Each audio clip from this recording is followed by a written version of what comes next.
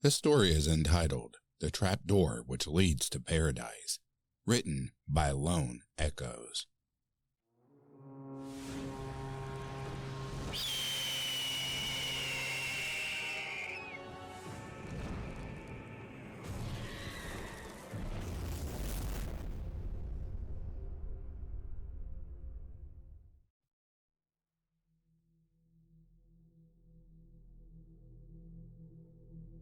I volunteer at the local graveyard. Usually, I clean a couple of graves, have some small talk with the locals visiting their loved ones, and move on with my day. Today, however, as I was scrubbing an old grave, my attention got drawn towards a man sitting on a bench behind me. There was nothing particular about this man that alerted me. I just didn't like the way he was staring at me. There was something eerie about him. He felt misplaced in a way that is hard to explain. One could compare it with a library book placed on the wrong shelf. I could feel his gaze burn into my back as I scrubbed the old tombstone. And indeed, every time I looked behind my back, our eyes met.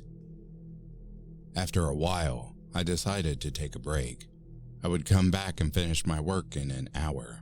By then, the man surely would have left. As I returned to work, I was relieved to see that the man had indeed left the graveyard.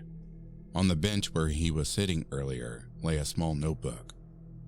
It is not the first time someone forgets a book or other belongings when visiting the graveyard. Often, people would use the restroom or soak up the sun and forget about the stuff they were carrying. You would be surprised by the number of phones one could score when spending a week at this place. Usually, I would bring these items to the lost and found box at the front desk. As for the notebook, I decided to keep it. Do you want to know why? On the front of the dirty cover, something was written in shaky handwriting. For Jonathan. Yes, I know. There are millions of Jonathans on this planet. But you are not telling me that this man supposedly forgot his notebook after staring at me for over an hour. If my name was not Jonathan, perhaps I might have believed you.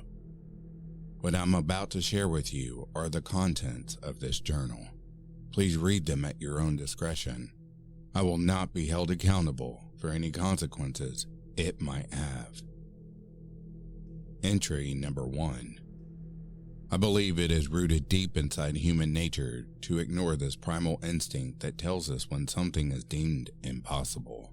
It is a safeguard implemented into our brains to prevent us from losing our minds.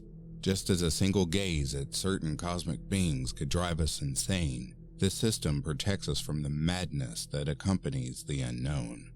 And yet, there is something about the chasm of insanity which arouses the explorer within us. Today, I found a trapdoor. I go on this hike at least once a week, but I had never seen it before. I found it only a few feet away from the path close to the old oak tree. The passing of time had afflicted the wood, which had once been a deep dark brown. Moss had settled within its cracks, making it impossible to peek through, and yet I still felt to shake the feeling that this large wooden trapdoor had not been there when I last visited this path. Standing in front of this wooden hatchway filled me with uncomfortable familiarity. It felt like the remnants of a nightmare lingering in my head. When I glanced back at the wooden trapdoor, it was gone. No sign of it ever being there. The forest was left in the same state as I had remembered. This, I believe, might very well be the first crack into the mental shell that shielded me from insanity. Entry number 2. I had a vision today, a vision in which I walked through a forest of unprecedented beauty. This isn't a mere dream, no, it is a revelation. If God does exist, He has bestowed upon me the gift of looking into the Garden of Eden. As my projection followed the forest trail, I could not help but notice the immense feeling of joy which overwhelmed me. Fear, sadness, and pain do not exist in this place. However, do not be fooled. It is both a blessing and a curse. For now, I have to live life on earth whilst being aware of the existence of paradise. Entry number 3. What if I told you there is life after death? What if I told you that heaven exists, and all the hardship in your life is removed as soon as you die? Would you choose to live in a world in which you are constantly tormented by your own mind? Or do you prefer liberation in death? You do not have to answer that question, for I am aware of their response. Entry number 4. I went looking for the trapdoor. I spent days lurking around the woods, for I was not in doubt this trapdoor would provide passage into my very own Garden of Eden. A world solely created to remove the suffering we as humans endure. A refuge for those among us of whom the mental strain and passing of time has inflicted damage beyond repair. When I finally found the hatchway, it was sealed. I am denied access into paradise. This fact must insinuate that life on earth is, in fact, hell. I am left tormented by the knowledge of revelation being within my grasp. A key. All I need is a key. Every door has a key, and it is part of human nature to force open the doors without one. Entry number 5. It was not until my 5th vision that I found the key, or rather my perception of the key. I stood before the trapdoor as the wood started to creak and distort. A face could be distinguished on the surface of the wooden trapdoor, and in that vision, it spoke to me. It mesmerized me with tales of previous endeavors to open the passage. And at the end of its tale, it uttered the following sentence. It is the blood that makes atonement for one's life, so it is the blood that shall open the gates to heaven.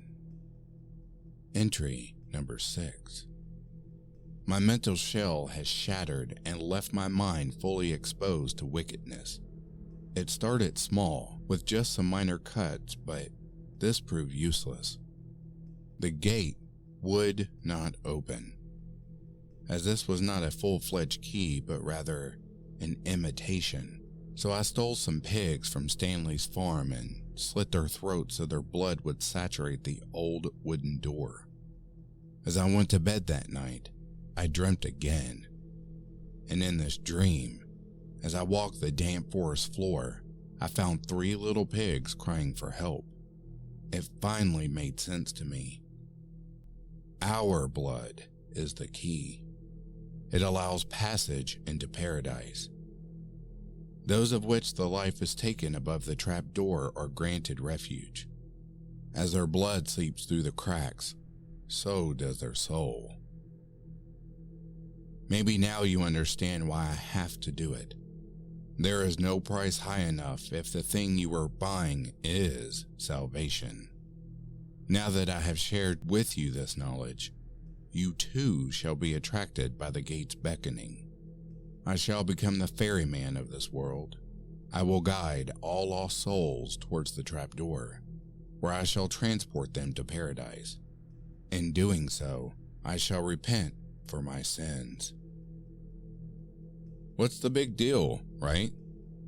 A disturbed old man wrote a stupid story and left it on that bench to scare me. At least that's what I want to believe. For the last couple of days, I kept seeing the man. Not like he is physically there, more like I see someone in the corner of my eye, but when I glance over, no one is there. I know it is him. I know it is the old man from the graveyard because even though I can barely see him, he still carries this sense of uneasiness with him. I tried returning the journal to the bench in the graveyard, but even after weeks, it still lays there. As I was preparing to leave for the cemetery, I noticed something in my backyard. Now, I do not care if you call me crazy or a liar, but I could see an old wooden trapdoor in the corner of my garden, a trapdoor that had not been there before. I made a mistake. Instead of listening to my instincts, I let curiosity get the best of me, so I put on some shoes and went outside. The trapdoor was really there. It was stained a crimson red. If the events depicted in the journal happened, I don't have to explain why.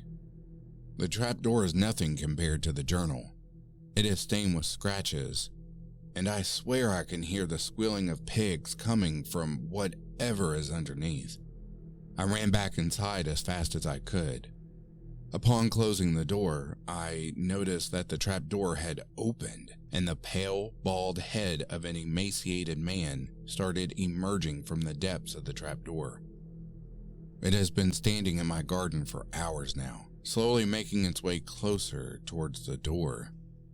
It seems to enjoy this slow form of torture, as its smile seems to grow wider the closer it gets, exposing a long row of sharp teeth.